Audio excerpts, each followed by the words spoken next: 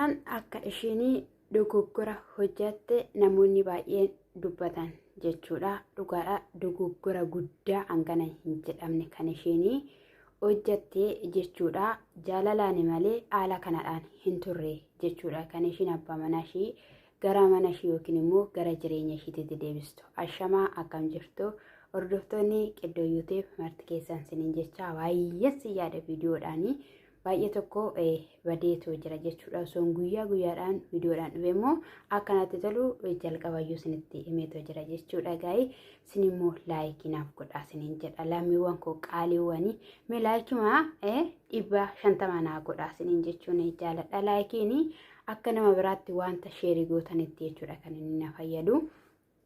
Tolee haa ta'uyyuu malee jechuudha. Ruutaanii jechuudha dabarsitee qullaa nama kana jechuudha ilma nama biraatti kennuu hin qabdu turte. Daanii jechuun immoo maal akka ta'e bareechitee ni beekti. Yeroo darbee qullaa faayila kee qabadheera eessayyuu na jalaa hin nattu abba manaa kee jalaa bahiiti kootu na wajjin hin jiraadhu nama jechaanii turetti. Dabarsitee qullaa abbaa manaa ishii abbaa daa'ima ishii dabarsitee kenniteetu jirti jechuudha. Kun immoo namoota baay'ee lolchisiise jechuudha. Araaramuu isaaniitti yookiin immoo tokko ta'uu isaanii mana tokkotti galuu isaanii ana waan tokko na gammachiifne dhugaa dubbachuudhaaf taanaan jechuudha. Maaliif jennaan karaa jallinaa yoomiyyuu nama karaa seerrirran deema jedhu tokko gammachiisuu hin danda'u jechuudha. Dhugaa dubbachuudhaaf jechuudha. Nama baay'eellee lolchiisaa jira jechuudha. Inni biraas immoo Abrahaam yeroo darbee nan daffaramee isa jettee osoo hin taane isa ammaatu si yeellessee amma salphatte jedhaniinitu jiru jechuudha. Egaa namoonni tokko tokko akka eenyummaan isaa yookiin immoo badiin isaa tokko gara miidiyaatti yookiin immoo gara wayiitti darbuu hin barbaadu jechuudha. Abrahaam kana sodaachuun matumayyuu isarraa hin eegamu ture jechuudha. Maaliif jennaan jiimii yookiin immoo ispoortii yeroo hojjetanii paantii qofa isaanii hidhatanii hojjetanii viidiyoo waraabanii poostii godhu jechuudha TikTok irratti. Kun wanta nama sodaachisu tokkoyyuu hin jiru jechuudha. Saala isaa sana kan ishii waraabde miti. Kun immoo argee namni hin argine jira yaadani. Namni qalbii isaa jechuun nama fakkeenyaaf maraatee qalbii gatee yeroo qullaa qulqulluusaa karaarra deemu arginee toobeena jechuudha. Kanaafiyyuu kun waanuma nama saalfachiisu iyyuu hin qabu. Ishiitu saalfata malee, ishiitu qaanaa malee ati TikTok irra Telegram irratti gadi gallakkifamteedhaa fi wanta saalfachiisu tokkollee hin qabu jechuudha. Hanga kanaatti jechuudha namichi jechuudha goondaan jechuudha sammuun duwwaan irra jiru mi'a dhiqi bishaan naa fidi akkasitti miti kan dhiqamu akkas godhi akkana godhi jedhee hanga si ajaju jechuudha. Ishiin haadha manaadha jedhamtu ishiin kaleessa qullaa wajjin hin baafattee ciiftee sanarra darbitee iyyuu ulfooftee deessee fi jechuudha. Ani gara golaa seeneen dhufaa ati wajjin naasiiwanii jedhetteeni beekame mi'a qopheessaniiti. Akkamiin hin dhiqamnee fi kana hojjechuu qaba, kanadhaan xiqqaachuu qaba, kanadhaan adabamuu qaba jedhanii qopheessaniiti malee gargaartuu yookiin immoo hojjettu akka isheen mana keessaa qabdu ni beekama jechuudha. Mee namni kun akkamittiidhaanii dhuguma ruutaa hamanee wajjin hin ciise jireenya jiraata. Akkamittiin kun immoo inni ana hojjedhu kun immoo bormuun irraan gahu akkamittiidhaan jette. Buziyyaa argitaniittu, deebsan argitaniittu. Abrahaam akka miidhamu matumayyuu hin barbaannu. Abrahaamidhaan miidhuudhaaf immoo dhugumaa jaalalaan barbaade maalirra jirtu Ermeellaa yeroo darbe akka inni gaafate argitaniitoo jirtu jechuudha. Buziyyeen illee gaa'ela isaatti akka inni deebi'u jireenya isaatti akka inni deebi'udha. Kanarraa fe'ee akka Abrahaam waan tokko ta'uyyuu hin barbaadu jechaadha kan isheen jirtu jechuudha. Kuni jechuudha hamma cirraashumayyuu ruutaan gootaa, ruutaan beektuudha, ruutaan waan barbaadde gootee hin dandeessi gara jireenya isheetti nama kana deeffachuu jennaan jechuudha. Kottu mataarrattaan si fincaa jetteen jechuudha. Dhimmi namummaayyuu kuni baay'ee wanta gaarii miti jechuudha. Dhugaan siniin jedhe.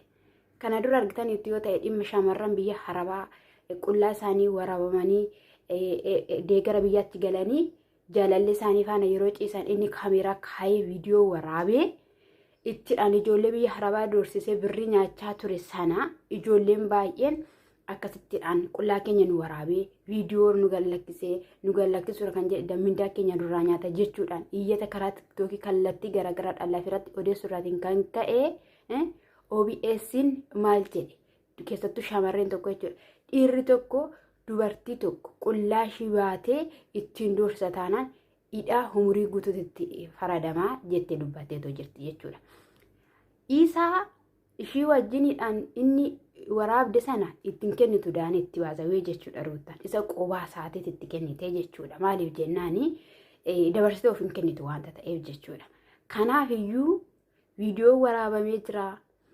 Abiraam immoo dadhabina isaati malee bilbila sana innaa fuudhee jechuudha girgiddaadhaan osoo dha'ee bakka namni isa gaafatu hin jiru homaa tokkos hin ta'u jechuudha. Maalati ilma dhiiraan taatu inde dubartiin oggoo baratti onnee ishii naffaatee waan barbaadde gootu keessatti innaa akkasittidhaan sitti haasa'u jechuudha. Kish isa sanayyuu sanni qabatee maayikii sanarraa haasa'u jechuudha. Harkaa buttee girgiddaan hin dhoftu maali inde dhiira dhamati dhiiramu dhiira jechuun oggoo rarraasanii deemuu qofa miti. Dhiira jechuun onnee kan qabu akka leencaa booksaa kan deemudha malee jechuudha. Inde asa dhugaan sinin jedhe ani yeroon biyya Kaatar ture jechuudha. Mana seexana tokkoon ture dhugaa dubbachuudhaaf jechuudha. Eenyummaa koo sanatti ma osoo hin taane jechuudha. Na achi bakka na aarsite bakka beektu baay'ee tokko na aarsite mana keessa hojjechaa jirra lafti ayyaanadha jechuudha. Ramadaana keessadha jechuudha. Na burcuqqoo jechuudha. Burcuqqoo qabajoo yookiin tokko beektu yoo ta'e akka wanni jechuudha. Wanniidha jechuudha. Maal jedhama maqaan isaayyuu? Bichaasa ulfaatu sanadha jechuudha. Achi booddee masaaftiidha wanni isaa jechuudha. Gubadheen ishiin achi gaafa ishiin garagaltuun akka waan maliqeen harkaa bu'etti kaa alafaan naangoo tak jedhe jechuudha. Miini sun naa cabu jechuudha. Inni duraan na gana falchise inni duraan na gubee na waadu sun hundi isaanirraa galee jechuudha. Ishiin luuf jettee baate jechuudha. Ni galeera. Kanaaf iyyuu jechuudha. Boruun dubartiin biraayyuu yoo si faana jiraatteetti ta'e Abirahaam akkanumatti hin simiiti. Akkanumatti hanga kee bartee jechuudha. Hanga kee barsiisaa jirta jechuudha. Obboleessa keenya dhugaa dubbachuudhaaf taanaan jechuudha. Inni dammoo manatti isa dhiisanii mucaatti kennaniitu mucaa heegii jedhanii kan mi'a dhichisan caala baanii turanii jechuudha. Baaniiru yookiin nama wayiitu manicha keessaa itti bahee inni ati ruutarratti akkanatti hojjettu kun maalidha jechuun finiidha. Yookiin immoo isaan waaf itti fiduuf jedheenan eddasi sammuu koo keessatti yaadaa ture jechuudha. Haani jechuudha. Innaa baay'ee dogoggora hojjette dhugaa dubbachuudhaaf waan barbaade haa ta'u.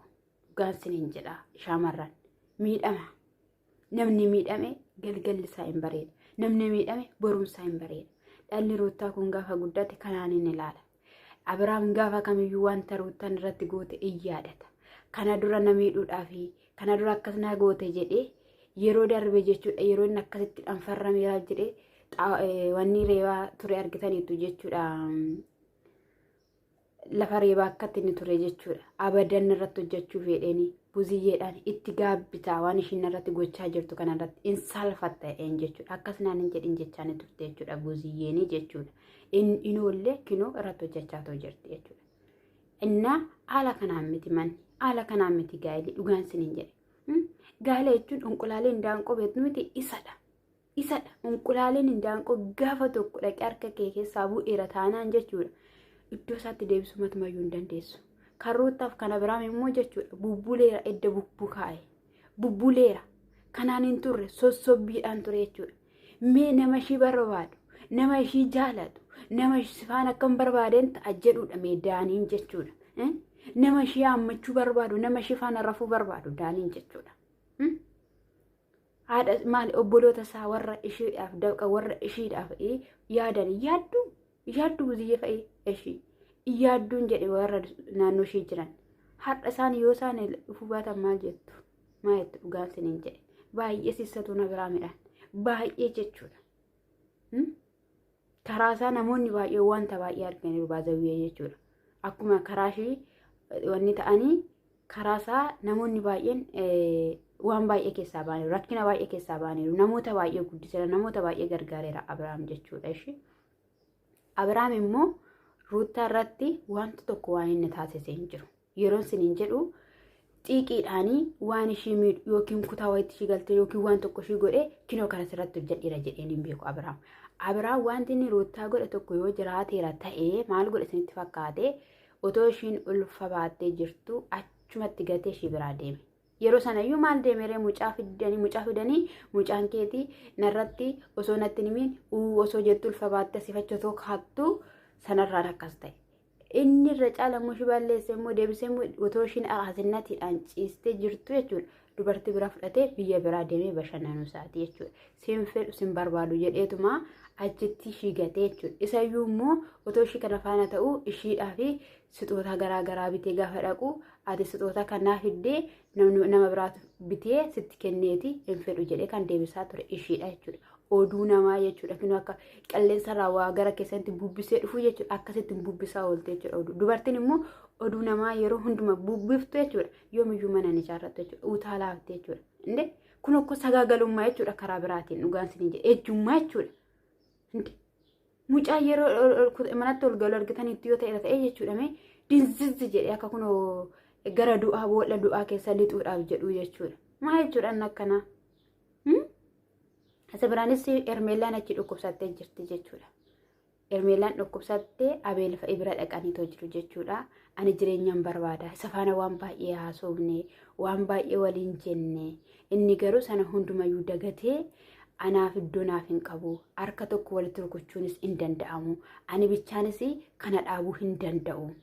Ishiin maasitti agarsiiste gaafa jedhanii Abeel fa'i gaafatanii suuraa natti agarsiiste. Kan isa faana kaatee fi suura qullaa isaa kan kaastee jettee jechuudha. Maaliif akka ishiin akkas goote akkamittiin akka ishiin kanayyuu natti agarsiisuu dandeesseyyuu ani waan hin beeku hin qabu jettee jechuudha. Ishiin garuu ishii dhiistee isa Ermeelaatti agarsiisteyyuu maaliif kana goote isa otoo nuti jennu ganaa dhattee jechuudha. Nama biraattiyyuu viidiyoo isaa suura isaa dabarsitee kenniteetti jechuudha. Ni galeera. Abiraam illee bakka ani mana kana keessa illee jiraachuu nan danda'a. Viidiyoon kiyya akka badu jennaan ammaan booda viidiyoon kee illee badu jedhanii ni jiru jechuudha. Viidiyoon kee badeera taanaanii inni garaa isaarraa miti mana kana keessatti waan deebi'eef viidiyoon isaa fi suurri isaa gaafa badee baay'ee badaa edaaniin jechuudha. Achi ishiin haala sanadhaan bakka ani jaalala isaarraa abdii kutadhee osoo hin taane bakka waan inni irratti gochaa jirutu na jibbisiise. Isa kanaafiyyuu ani maal gochuu hin danda'a amma yoomiitti jette dhugaa jettes maaliif jennaani edda gaafa Ermeelaa fi Abiraam walitti dhufaniiti Abiraam jaalala ibseef hin beeku. Isa dhugaa jaalala dhugaa ta'e ibsee fi kunoo wal jaalanni irra wanta jedhamu hin beeku. Namoonni kaanis immoo waliin jiraatan yeroo fa'i jedhanii odeessu hin beeknu. Akkas nu hin jenne isaan. Namni kennaa yeroo kennuuf arginu eenyudha yoo jettan Ermeelaadha. Ermeelaani carqootas bitteettii fi guyyaa dhaloota isaatis kabajjeetti. Biyyaa biyyatti illee fuutee darbiteetti jechuudha. Nuti kan argine guyyaa tokko Abiraam irbaata naaf fere jetteedhe guyyaa gaafa inni weenii dhugee machaa'ee sayyuu kurruuftuutti jechuudha. Kanadha kan nuti beeknu jechuudha. Kanarraan ala wanti beeknu hin jiru jechuudha. Dhugaa dhagatii baasaa jirta dadhabaatoo jirta jechuudha. Ermeelaan guutumaan guutuutti jechuudha. Kanas immoo nama kanaan kan kee godhachuuf jechuudha. Inni gara keen taane taanaan inni fedhisiif hin qabu taanaan ammallee kana caala kanatti miidhamaatoo jirtu jechuudha. Keessi koo na cabe, keessi koo na miidhame garuu jaalalli isaa keessa kooti kan jiru kan jechaatoo jirtu ishiin jechuudha. Iyyuunis immoo faayila Ermeelaa qabanneetoo jirra. Yeroo baay'eedhaaf barbaadaa turre. Abiraam faana maaliif akka ishiin taate hin beeknu. Nama biraa faana yeroo ishiin hoteela seentu yeroo ishiin walaammattu maal taatu argineerra hin sobdu kaleessa kanuma odeessaa turtan faayila jettu kaartoonii waan ta'e akkasuma waraqata waan ta'e baattaniiti kan sin deemtanii dhugaa wanta ta'e tokkorra wanti dhaabbattan hin jiru jechuudha. Buziyyeen immoo jechuudha idduma ijoolleen argite si waamtetti hin mul'atin lafa kee kan hin taanetti hin dhaabbatin jechuudha. Ishiin haadha manaadha jedhamtuyyuu kinoo akkattidhaanii obboleessa kee irratti xibbee taphachaatoo jirti jechuudha. Har'a garuu harka isaanii walitti rukuchaa akka isaan mana Abiraam dhaqan xirixiriin hin jiru jechuudha. Akka inni eenyutti iyyuu bilbileef bilbila isaa harkaa fuudhi jechuu ni danda'a. Doorsisiitii harkaa fuudhi jechuu ni danda'a daaniin jechuudha. Isa dhugaan siniin jedhe yoona bilbilli Abiraam harkaayyuu hin jiraatu jechuudha. Ajaa'iba dhugaa rabbii ajaa'iba. Innaa Ermeelaanii sammuu kee of hin dabarsin. Nuti kan siin jennu sammuu kee of hin dabarsin yeroon baqadhu yeroodhaan jalaa bahii isa kanadha. Abiraam immoo maannaati roottaadhaan jechuudha. Dhugaa seeratti ishee dhiyeessuu ni danda'a jechuudha. Wanta akkasii hin jiraatu jaalalaani malee gaa'elli dirqamaan hin jiru. Doorsifamee isayyuu jechuudha. Waan hundumaa gaafa gootu viidiyoo waraabdee jechuudha. Yeroo obaastu viidiyoo waraabdee yeroo gootu maali ushummaa keessatti immoo yookiin immoo nama halaa wayii taate haadha manaadhaam haadha mucaa isaatiitti dhamu jaalalleessa kaleessa yeroo lafoonaa yeroo tun jirreeti mati akkamittiin kanarratti raawwachuu dandeessa bakka miidhame kamaal yoo miidhamte miidhamee jette eeshiin dhugaadha miidhamteetti jenne eeshi immoo inni kan akka keetti kanatti ati goote kanatti si taasiseera waan ati jette akkoo yoo ati kootu gara jireenyaatti deebinaa kootu waliidhaan jiraannaa yoo ati jetteen tole jedhee nama isaan sana gatee mucaashii sana gatee gara keetti deebi'uudha salphaadhaan kun jaalala dhugaa agarsiistee gara keetti deebisuu irraa karaa hin taaneen jechuudha kiyyoon taane keessa of galchite dogoggora guddaa keessa of galchite kanaa booddee garuu namni akkas jedhe waasi yaadu hin jiru inni ati amma goote kun immoo gatii guddaa si kaffalchiisa